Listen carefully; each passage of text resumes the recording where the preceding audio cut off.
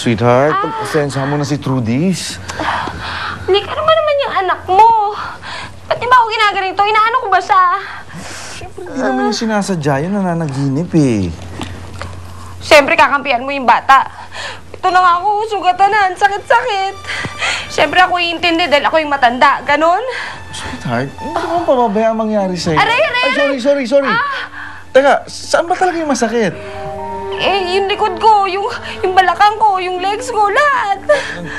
Gusto mo, hilutin ko ta? Eh, kung okay lang sana.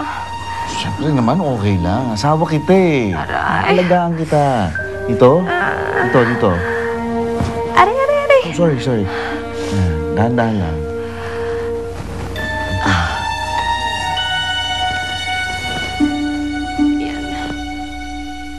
Yaya Le, bad ba ako? Bakit mo naman nasabi yon? Kasi po, nasaktan ko po si Tita Honey. Hindi mo naman sinasadya eh. Nananaginip ka eh. Gusto ko po mag-sorry kay Tita Honey. Ayoko pong galit siya sa akin. Siyempre, galit pa yon. Bukas na lang, baka malamig na yung ulo niya. Ikaw naman kasi, masyado mong dinidibdib yung pagiging superhero mo. Kaya hanggang sa panaginip, dala-dala mo. Ganun ba po, Yaya Leb? Oo.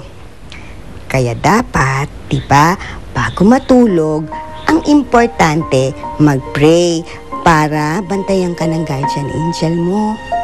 Papa God, gusto ko po mag-sorry sa kasalanan ko po kay Tita Honey. Ayoko pong galit siya sa akin.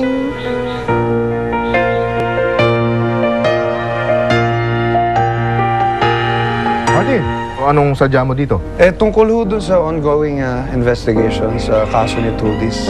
Nakakatuwa naman. Iruin mo, pareho pa kayo ni Migs na tumutulong dito sa bata. Akalain mo, kinarati ako ng bata? Eh, hindi ako nakalaban, parang ang lakas-lakas niya. Tapos ang sabi niya kay Nick, nananaginip lang daw siya. Ano naman gagawin natin? Pupunta ako dyan. Lagot sa akin ang batang yan. Kamusta, Colonel? May balita na ba tayo kay Bogart at saka kay Johnny? Well, so far wala pa tayong solid leads. Migs, siya nga pala, dumating dito si Martin. Talaga ho?